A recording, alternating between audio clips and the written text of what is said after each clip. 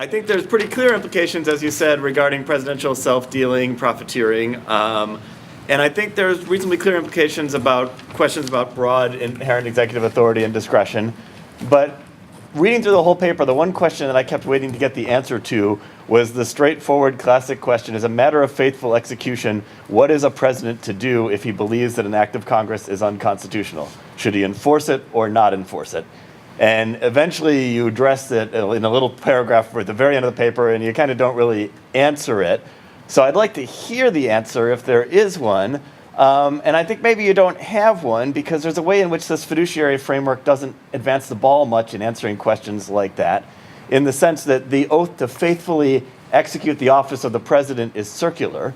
It depends what the office of the president entails and what the obligations of that office are. And if that office is, vests the president with, departmentalist power, then the faithful execution produces one answer. And if it doesn't, it produces the other answer. And of course, the president also takes an oath to preserve and protect the Constitution, which might suggest a departmentalist power of his. So I guess my question is, how far does your research take us in answering those sorts of classic separation of powers departmentalist questions? Yeah, so I have a question actually on the same subject. So yeah, you say at the end that the president, that the oath is a limitation, and therefore, that probably means that the president can't not enforce, because that would be limiting. That wouldn't be limiting if he's not enforcing. But of course, it's a different conception of limiting, right? He would be limited by the Constitution rather than by the statute. He would owe his obligation to the higher law. Now, so that's one argument you make. Earlier on, you talk about the history, and you say that you don't find anything in the debates that speak to this issue. And in fact, there's some, that suggests that the president has non-enforcement.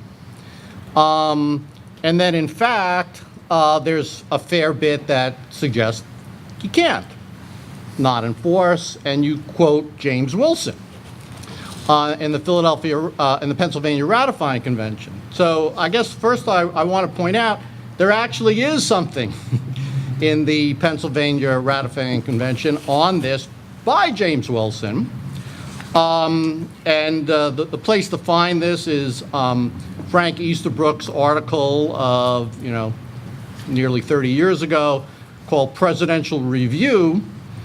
And in the Pennsylvania Ratification Convention, Wilson says, the legislature may be restrained and kept in bounds by judicial review. The courts will treat an unconstitutional law as void. And then he goes on and on and on. And at the end he says, in the same manner, the President of the United States could shield himself and refuse to carry into effect an act that violates the Constitution. So there is some history you might want to take into account. When you combine that with the other language in James Wilson that you do cite, where he says, the president can't, let this be a dead letter, the statute, he's got to enforce the laws. This seems to suggest that Wilson actually doesn't think presidential review or presidential constitutional review would render the statutes dead letters. So I think that's a pretty, it's one person, but it's pretty strong evidence that there was some thinking along these lines at the time. So, I'm as well huge fan. This is super impressive. I had, I guess, three thoughts. One, just on the argument from meaning. I think you can beef this up a bit. Just talking about the word faith and fiduciary, how related they are etymologically. To be faithful is to behave in a way characteristic of a fiduciary. It just seems, in terms of the original meaning of it, and you give all these examples that it kind of grows out of that. But I think just going straight for the meaning, to the extent that you can do that, it can be even more powerful. Second, on the idea of the unitary executive, it seems you're absolutely right. It's a duty, and it's limiting discretion. It's not granting the president power over other people, but it's giving the president a duty with respect to other people's faithful execution of the law, and that that makes no sense unless he can control them. So I think it's not that the clause gives creates a unitary executive, but it seems to presuppose one, and it gives you a reason, I think, to look at the grant of executive power as power to control the exercises of executive power. In terms of the payoff, I would love to see this kind of argument used instead of things like the First Amendment with respect to the president. So in Trump versus Hawaii, I was very disappointed. A few of the briefs mention the take care clause, but none of the opinions at the court. The first word of the First Amendment is Congress. Okay, so if you're upset about the president discriminating against certain people, you should look to his duty to be impartial. And there's maybe 10, 15 references in the paper about the duty to be impartial, not discriminating against certain religious groups, certain political groups, discriminating against certain citizens or groups based on their creed. You don't have to say Congress doesn't mean Congress that way. So Nicholas Rosencrantz has pushed this argument a bit, but if you ran with that, it would put some rubber meeting the roadness to the paper in a big, huge, important way, I think. So please do that. I'll just speak to Mike first. So I was going to say mea culpa, but it's a three-person paper. I don't know the Latin for via culpa or what have you, but I'll run that down and spend some time making sure that that we've nailed down and get that stuff right. So thank you. I was going to say we're not going to do that at all. No. Well, I mean, my reaction as you were talking was I was like, such one guy. Like, we have like 400 years of history, and you want to have one guy like decide that. Anyway, but I get the point, and we will talk about it. On the departmentalism question, I mean, we do pretty clearly punt in the paper about it because it turns on a question: what does the laws mean? Right? Take care of the laws are faithfully executed. So we don't have a clear theory on what the laws are. And so if we don't have a clear theory on what the laws are, we can't answer the question. If the laws include the Constitution, then there is the possibility for non-enforcement for constitutional reasons. And I mean, the paper is pretty explicit that we don't know, and this paper can't answer that question. I mean, is it a weakness of a theory that it doesn't answer all the questions? I guess so, but I mean, we're comfortable with being able to say you can't non-enforce for policy reasons. That's not within your set of rights. That does not seem within the executive power. And, you can't not enforce for arbitrary reasons. And we've got a kind of cluster of things you might not be able to do as a result of the findings on the question of departmentalism. We'll have to take account of James Wilson and do more to figure it out. But we are clearly not making the claim that that the president is proscribed from that. It's not within the office. This gets to a little bit of Chris's question about the executive power and what does it vest. It also ties to your question about the sort of circularity. I mean, this is not a paper about what executive power is. Julian Morgenstern has got a paper about it that's about to come out, and the hope is we'll continue to refine the answer to that question. But this we're not taking a position on it. But I do want to push back a little bit on this.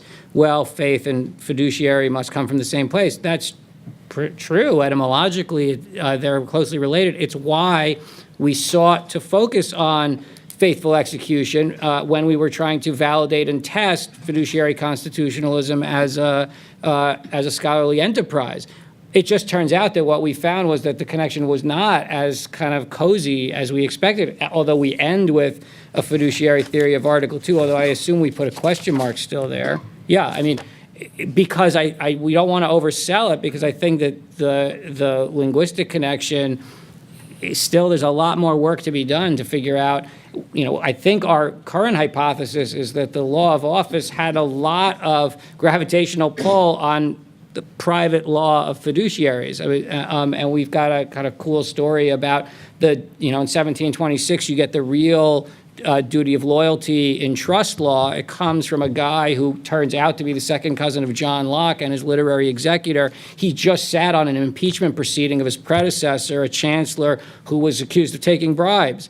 That was in 1725. The next year, he's got a big theory about trust law, that you're not allowed to take undue profits from your trust position. I mean, it looks like the law of office is doing the work of shaping private law. And that's like the core of what fiduciary law is today.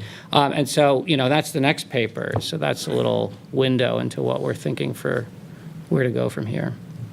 Right. Well, the next trio is Robert Reinstein, Richard Primus, and me. So, like everybody else, great paper. But I also have problems, and I think other people do too, at the end, when you try to apply this. Could you speak up? Yeah. So I have problems. My problem starts around page 70 with the paper. When you start trying to apply this. 7 or 70? 70. Okay. 70. Yeah. Right. Up to 70 was great. On the president's power to suspend the laws, you say, well, if the president's doing it for reasons of policy, that violates the faithful execution clause. If the president's doing it for reasons of lack of resources, it doesn't. I don't know how you can separate the two. And I'll just give you a simple example of something that's happening now. So I'm from Philadelphia. For years, the U.S. Attorney's Office in Philadelphia vigorously prosecuted people who violated the felon in possession rule. For people were possessing guns who had felonies. They stopped. They stopped doing it. Why? Because the DAs in the counties started getting really aggressive. And the U.S. Attorney said, look, we only have so many resources. I have to make a policy judgment about where to put those resources. This is not my or the Attorney General's biggest policy, right? I want to do more corruption cases. And in Philadelphia, it's like shooting fish in a barrel, right? Now, what is that? Is that a violation of the Faithful Execution Clause? I don't know how, in a world of limited resources, you can't make policy decisions of, we're going to give priority to the enforcement of some laws versus others. My other comment is I was really a little bit surprised. The whole thesis of your paper was this is a negative restraint on presidential powers. And then right before the conclusion, you said, well, the president's duty of diligence may give him a presidential completion power. In other words, the president can add things to statutes to better enforce statutes. And you weren't talking about statutes that are vague and you have to figure out how to do it, but actually a completion power, like Jack Goldsmith and Manning were arguing. I don't know, this whole paper this is all being written against the background of English law and English practice. And the completion power was one of the things that was a really big deal and got rejected in the case of proclamations, the ship money cases. It's the stuff that the framers were brought up on when they studied this. So I just see this contradiction of the president's power, this is all negative, but we're going to give the president an additional power in order that the president be diligent in effectuating the will of Congress, even though Congress by statute has said, these are the 5 ways you can do it. To effectuate the will of Congress, let's add a 6th. So you both know that I've been, to different degrees, skeptical of entries in the fiduciary constitutionalism literature, including some stuff that you guys have written. And I want to say, I really respect and appreciate this. I think this is a really good paper.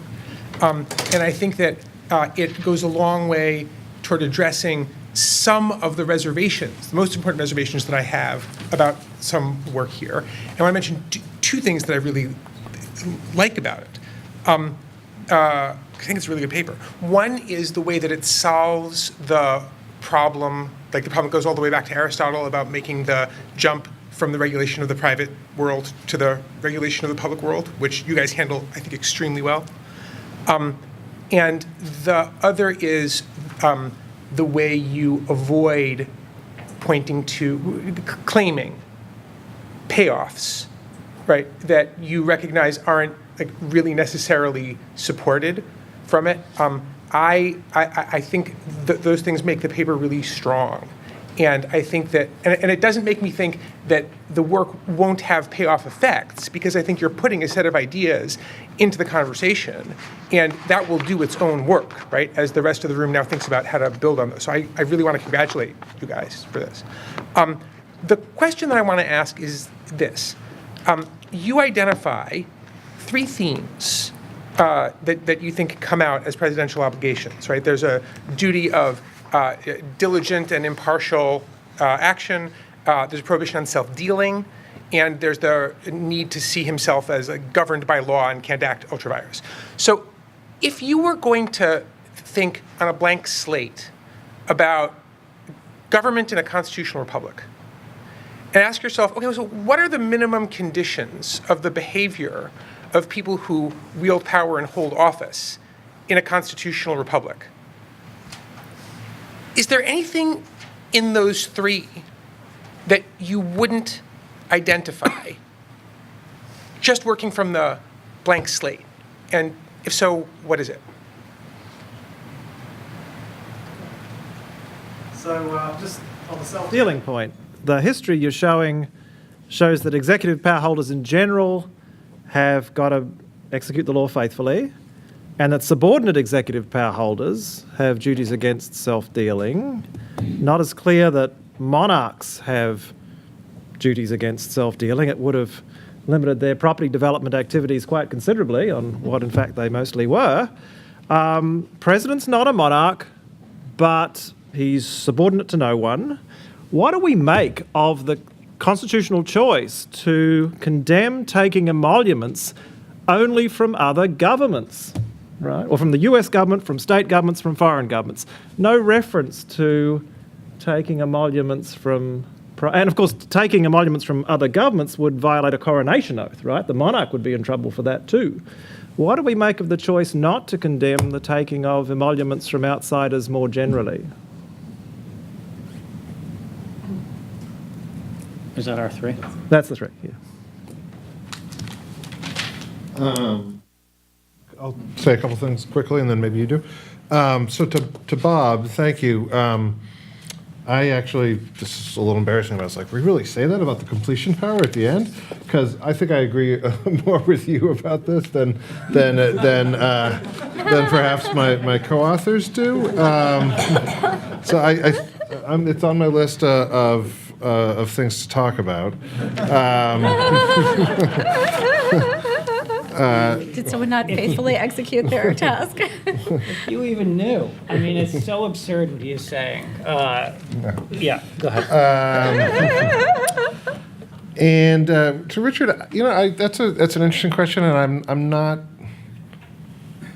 I'm not sure that I can come up with something else to add, which I think in itself is kind of interesting. I mean, some of the comments that we've got on the paper when we've presented it have been along the lines of, isn't this just utterly obvious? Isn't that just kind of the plain meaning of what it means to do something faithfully, and et cetera? And I take your question is a little bit of a similar. It's like kind of what does this add beyond what just should sort of go as a matter of course for a chief executive in a constitutional republic? I think the answer is that in some ways this is just sort of conventional wisdom, but I think at least I hope that we show that, we're tabling the question of enforcement, but that for centuries there's sort of a developing, criminal law, impeachment law, civil law, et cetera, that took these things not simply just kind of as going without saying, but as extremely important duties that people had that would have legal sanction if they violated them. But I agree. I mean, I think there is sort of a commonsensical aspect of this, and I think that's also just to some extent why these are fiduciary duties as well. Like this is in a world where people are unavoidably going to have some discretion to carry out important jobs. How do we want them limited? I think we probably want them limited kind of more or less in this way. So I mean, to some extent, I think we take kind of the obviousness of it as, in a sense, confirmatory. That these are in fact meetings that these had, and that they're important ones for an officer in a constitutional republic. I know that's not fully responsive, but Ethan. I mean, I guess as a matter of pure political theory, I mean, I'm not sure why these kinds of duties would be limited just in a constitutional republic. I mean, you might imagine a monarchy that tries to create fiduciary obligations. You might imagine authoritarians have fiduciary obligations, and you might imagine emperors thought of themselves as having fiduciary obligations, whether or not they actually, adhered to them or ever acted in default. It might have still been, an emperor might have said, look, I'm always seeking the best interest of my people. I'm going to try not to steal from them and pursue their best interest. And so I don't think the fiduciary theory is obviously a constitutional theory or obviously a democratic theory. And I think this is a problem. There's this book, actually, that Daniel Lee, Bernie mentioned. Daniel Lee, he's got his great chapter in this book called Fiduciary Government that just came out. It's not a democratic theory. I mean, it doesn't have to be. I mean, it might be one feature of a democratic republic, but it doesn't have to be, and it doesn't exclusively work just in democratic regimes. In a democratic regime, you might also want forms of deliberation among rulers and subjects. You want accountability mechanisms. You want elections. A whole host of other kind of institutional constraints rather than just kind of abstract fiduciary ones. But let me, for a moment, just maybe defend the part of the paper that, frankly, Andrew made me add at the last minute, which is this stuff about the completion power, because here is a feature of fiduciaries. They actually have a lot of power. That is why we feel the need to constrain them. They have lots of discretion. That's why we build these really kind of moralistic sounding obligations upon them, because we're actually really worried about all the power that they have. So it's, if you will, in some language we sometimes use in this kind of room, this is like an implicature of the fiduciary theory that there is a kind of empowerment. It would be wrong to deny that there's discretion and empowerment. And so part of the end of the paper is to not deny it and to say that when you're exercising power, you don't just have these proscriptive elements like the duty of loyalty, which proscribes your conflicts of interest and disables you from reaching outward from, sort of acting ultra vires, but actually also has an affirmative component. And that's what is routinely thought of as the duty of care within the kind of fiduciary matrix. And so this was meant to be sort of analogous to that. You may be right that it's kind of written badly and emphasizes this weird thing at the end. And so we might think about changing that. I think that's right. The last thing I wanted to say was sort of a question about motivational analysis, and I feel like that kind of hasn't come through. But one of the ways in which this constraint is supposed to function is through, and somebody was asking this question, how are we supposed to know? Maybe this was a question you asked. Well, suppose the prosecutor is, making a set of priorities. Is that not faithful execution if they're making a set of priorities? Well, I think that what our paper tries to promote is motivational analysis, and if it turns out that the actor is in good faith and pursuing the public interest, then you are comporting with your duty to behave faithfully. And if you're doing it for some other reason that is not in the public, now it may be very hard to set up institutions to figure out when people are behaving in the public interest and when people are motivated for the right kinds of reasons. But that's a different question than what I think is the kind of substantive obligation, and that's the one I think we promote in the paper. Okay, Mike Ramsey, John McHale, and Randy Barnett. All right, well, thanks a lot for this paper. This is really interesting, and I'm just happy to have a little bit of 18th century and instead of always talking about the 14th Amendment. So I'm glad we have made that shift here, and I really enjoyed all the research that went into this. I have, like Tom and Mike Rappaport and a few others, who are faster than me. I have some question about the sort of the cash out here of this, but I want to pitch mine in sort of methodological terms, because I'm not sure how you get from the historical account of faithful execution that you have, and it's very impressive and persuasive, to some of the points you make at the end of the paper, which I understand are made in a qualified and just sort of is raising the question way, but still, let me just ask the methodological progression that because I don't see it in the paper, so I'm sort of trying to get out how you see it in your mind. So I was going to talk about the departmentalism, but other people have talked about that. So I'm going to pick a different one, which is about the president's power to self-pardon.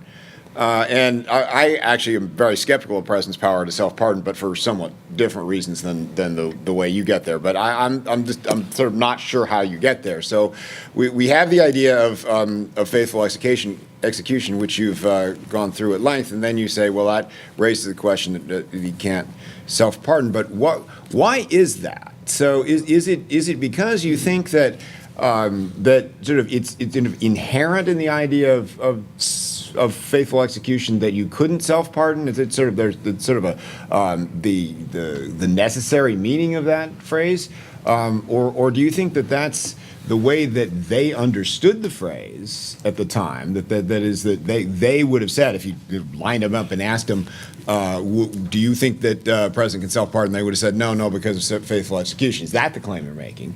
Or are you making a different claim? Maybe it's an original public meaning claim that it's not inherent in the idea of faithful execution, but given what faithful execution meant at the time, it could only mean no power to self-pardon. And there's probably other ways you could approach it, but I'm just not sure what the methodological background to the step you're taking from the faithful execution they've laid out to then this idea of well, it couldn't be self-pardon. So unless there's something, I mean, ordinarily, in sort of the way I think an originalist would go at this, would look at, well, so what did they say about what was the talk about self-pardons, and do we have any evidence of that, and so forth? Maybe we don't have that, so we have to go with something that's sort of more of an inference. But once you're doing that, I'm not sure what you're inferring. Are you inferring the original public meaning, the necessary abstract meaning, the intent that they actually had with respect to self-pardons, or something else?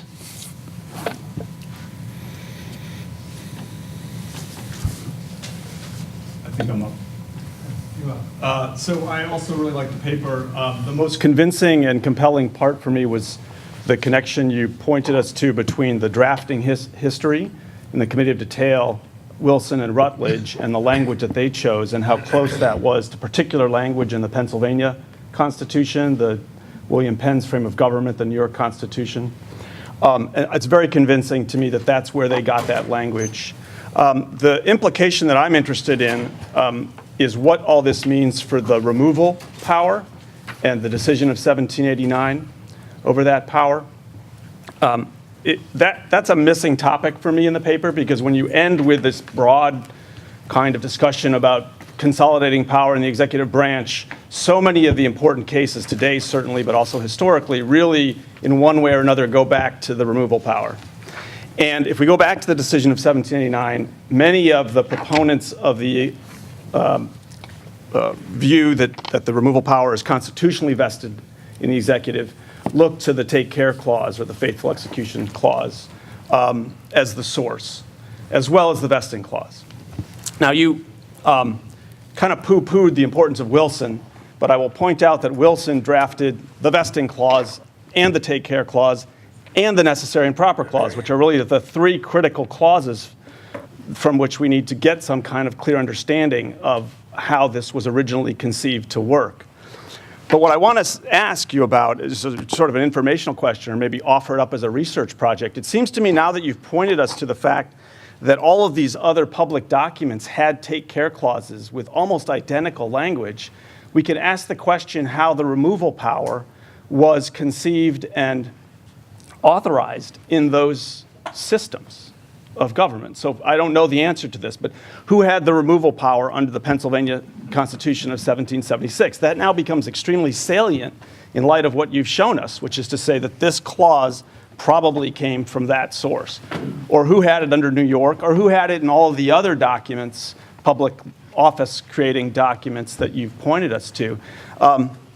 That to me seems like a natural extension of your work now, is to sort of look to the removal debate in particular and tell us whether or not it was either thought to be implied by or presupposed by or carried along with the faithful execution language that that officer, in order to take care that the laws are faithfully executed, had to have the power to fire people. Well, I thought the paper was terrific.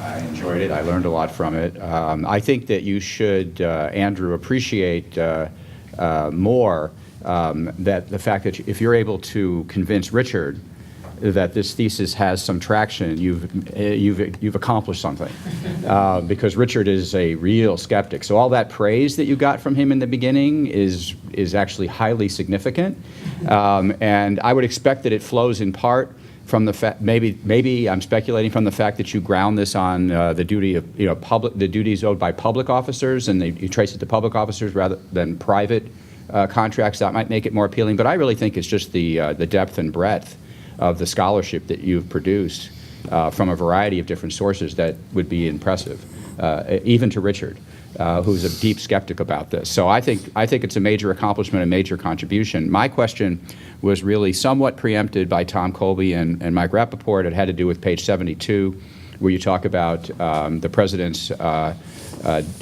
presidential power to engage in constitutional interpretation. But let me go beyond that by offering you, I think, the source of your problem, the source of your mistake here, and maybe you'll just want to delete this half a paragraph, because that's all it really is. Anyway, so you say here on page 72, in light of our evidence that oaths in general and the faithful execution command in particular limited rather than enlarged an official's power and discretion, the record about faithful execution does not support presidential constitutional interpretation. Then next sentence. Indeed, our history seems like a thumb on the scales in favor of the view that the president must carry out Congress's views, at least with respect to legislation. All right, first of all, the second sentence is a non sequitur with respect to the first, I think, because the duty is to carry out legislation that is made pursuant to the Constitution under the Supremacy Clause. So if the legislation is not pursuant to the Constitution, it's not clear why the president must carry out those acts. Of course, what you're making a very powerful case for is the degree to which the president must faithfully execute the acts that are constitutional. But it doesn't really make any claim, I don't think, about whether he has a duty to execute laws that are not constitutional. So then you get to the who decides question, I guess. And so that's just point number one, is the source of this problem. But the deeper source of the problem, I think, is how you view presidential review, so to speak, which I think would probably be a bad phrase for it, even though other people have used it. Because I think you're viewing the power of judicial review or the power to review as an additional power. Remember, this thing is, you say faithful execution command in particular limited rather than enlarge an official's power. So if the president can review the constitutionality of laws, that's an enlargement of his powers. But I think that's a misconception of the whole duty of judicial review in the first place. It shouldn't. It's a misnomer, a 20th century misnomer, to refer to it as a power of judicial review. I mean, it starts with Thayer, and it moves beyond him. And that's really a 20th century idea. As Hamburger, I think, convincingly shows, it was a duty to follow the law. It was not a power. So if it's a power, then it's discretionary. If you're going to give the president an extra power, that doesn't seem to follow. But if it's a duty that the president is under, like the duty to faithfully execute, he has a duty to follow the Constitution, then it doesn't expand his power. So it doesn't violate your basic framework that the duty to execute is, the duty of faithful execution is a limitation rather than an expansion. So that part of that sentence, I think, just belies the modern conception as opposed to the original conception of what's going on here. And the final thing I will say along the same lines is that everyone takes an oath to follow the Constitution, and so the president has a duty to uphold the Constitution, the president has that duty as well as everybody else. So I'm not saying that the faithful execution, your argument gives a reason why presidents should have the power to disregard or should answer the question that Tom and Michael raised about what the president's power is, only that I don't think your analysis undercuts that claim at all. And I would just drop that as ill-conceived. Yeah, so I think that's well taken, Randy, and thank you. We've, I think it's become apparent to the group during Q&A. We've had we feel good about the history, and then we've had a lot of questions and internal debates about kind of how much and what we can say to try to suggest places for future inquiry, suggest possible implications. But this might well be a place where we should err on the side of saying a little less rather than more, because the duty power framing makes sense to me, and as I said, I think that's well taken. I'm very happy to get some praise from Richard, because my first experience with him was as a very young and scared college student, and he was older and much more sophisticated than me, and hard seminars on political theory where I didn't know what was going on. So it's nice from that perspective to be in a place where Richard's saying nice things about our work. To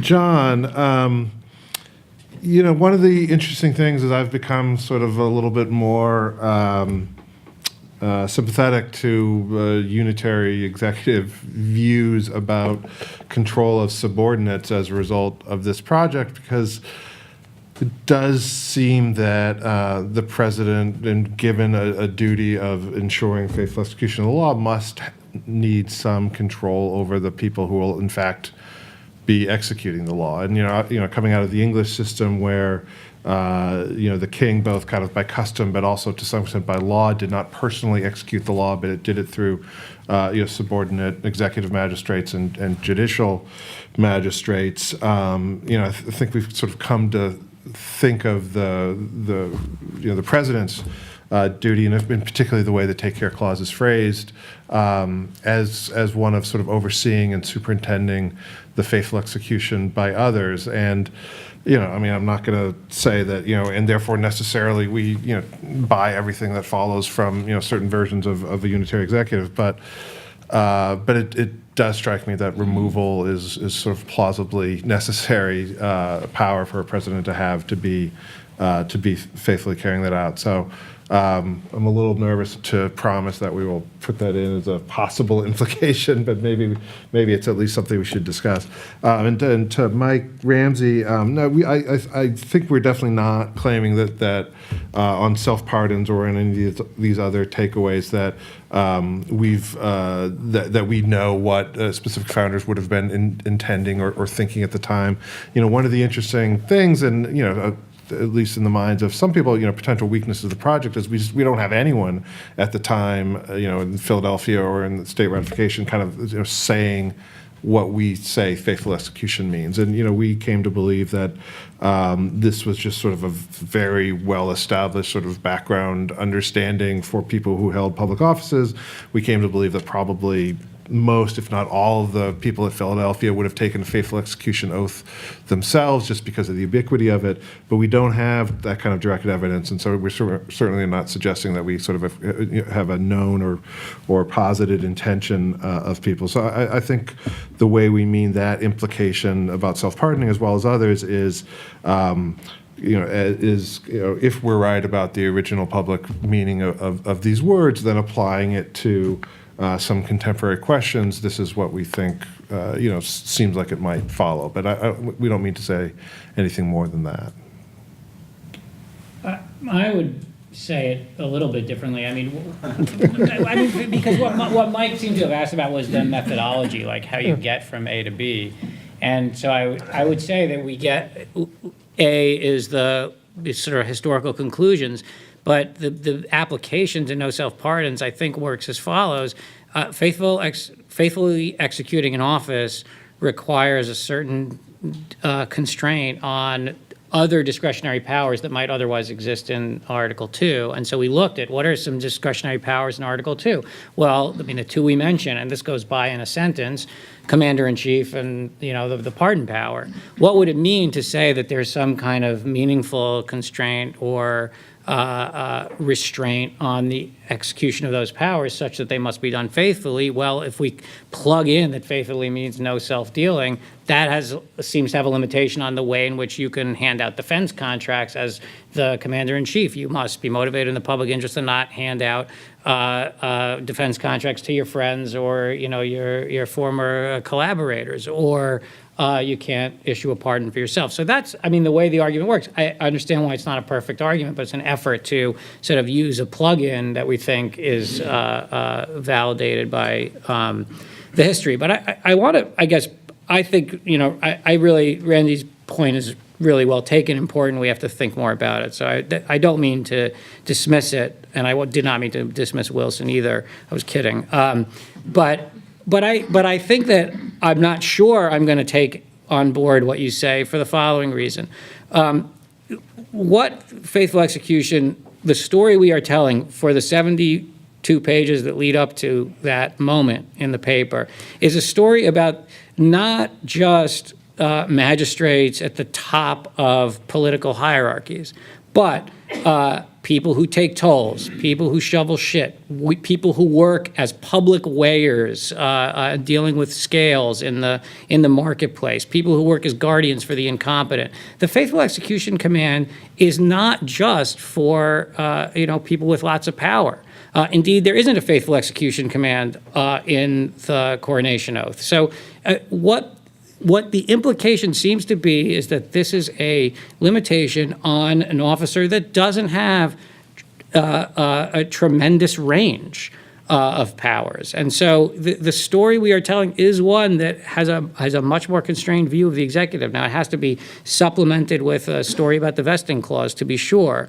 I think like the 70 pages that lead up to that moment are pushing in one direction. And you may be right that we overstate it here, but there's a reason why we think that this isn't a lot of support for the view articulated by James Wilson in, one ratifying convention. There's hundreds of years of history that are pushing in another direction. Michael McConnell, Gerard Magliocca, and Will Bode. I had some other questions, but I think I'm just going to ask a very specific, strictly historical question. And that is whether you, in your researches, you discovered the smoking gun connection, which other legal historians have not, linking the take care clause to the rejection of the dispensing and suspending powers, for example, in the first two provisions of the English Bill of Rights. You go to some of the state constitutions, but that seems to be the big enchilada for the requirement of executing the laws. And I just wondered if you discovered any direct evidence of that rather than just the seeming inference. So I love the paper. One thing, though, that I thought might be missing is that the faithful execution clauses are probably unique in that they were drafted with a particular individual in mind who would hold the office initially for an indeterminate period.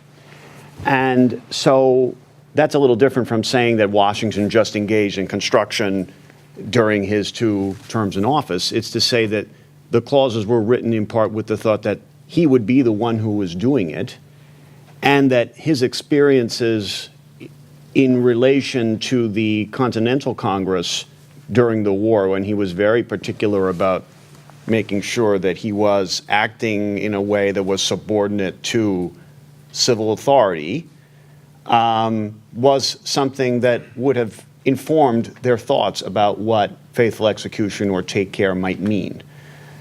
Now, that might be too much to add to a paper like this at this stage, but it strikes me that that whole background experience might be something useful for you to look at.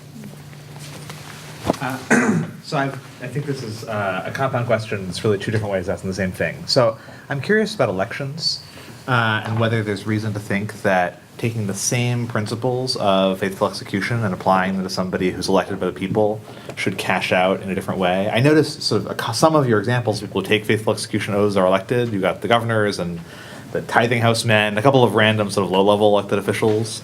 And it seems implicit in your mentioning when they're elected that you think, no, they're all just the same. And if that's right, and if you have sort of evidence that's right, that seems like a big and helpful find and worth mentioning. Because now we have this sort of, I think sometimes assumption that like there's a big difference between the unaccountable bureaucrats and the elected officials, and we have different worries about them. And if that's anachronistic, and they didn't think about elected officials as any different from appointed officials, that's big. And if you don't have proof of that, that seems like it's a potential problem in applying faithful execution to the president.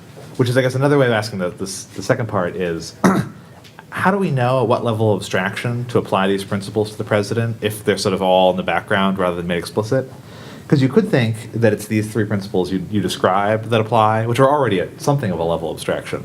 Or you could think, sort of more per Bernie's suggestion, that it's actually a higher level of abstraction, that the real choice they're making is to not give the president the coronation oath, and instead to give him the oath that people under the king had, as so as to make clear that the president is not a king, and the president occupies some lower position in the hierarchy. But that's really the only choice they're making. And all the thick questions of whether that comes with conflict of interest rules or something else, they leave for the more specific provisions of the Constitution. And so I wonder how we know whether that's the choice. To Mike, the short answer is no. There's not some smoking gun that we uncovered linking take care clause to the rejection of suspending and dispensing, but just to relate to something that Ethan was just talking about a second ago, the suspending and dispensing power obviously would be held only by the monarch. And so we do think it's meaningful that the oath that was given to the president was an oath that was not the monarch's oath, but an oath of the mid and lower level officials who would have necessarily no dispensing or suspending power. Right? There's also an oath of the governors of colonial governors often had the dispensing power. That could exercise irrespective of the crown's wishes? Specifically by... Because of the relation between their powers from the crown versus... If a delegated power from the crown, but not inherent in the... I may misunderstand the relationship between a colonial governor and the crown, but I thought this was... Well, anyway, maybe Bernie and I need to talk about this offline. Certainly state governors, post-independence, there's frequently no dispensing, no suspending powers in their bills of rights or other places in their constitutions, and they also had take care oaths. So, the short answer is no.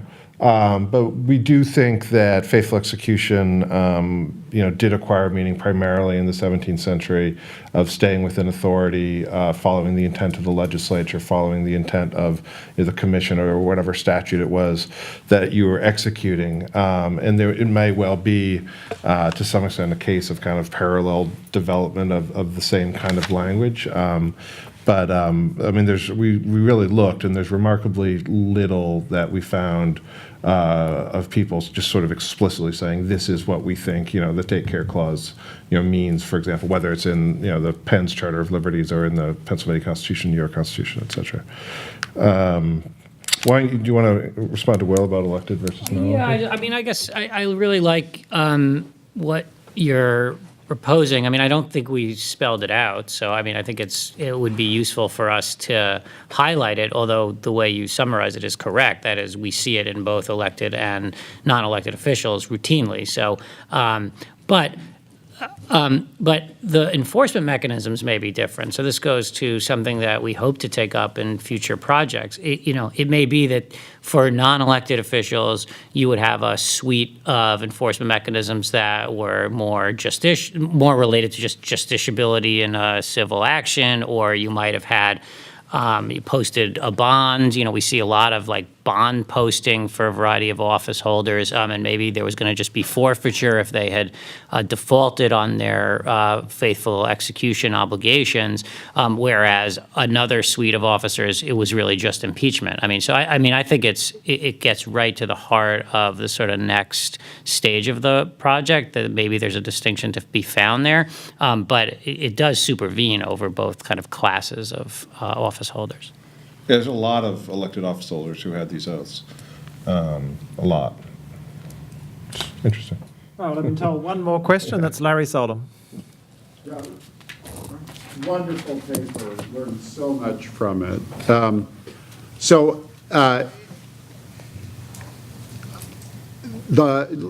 I was going to talk about the Constitution part, but I think that we've said enough about that.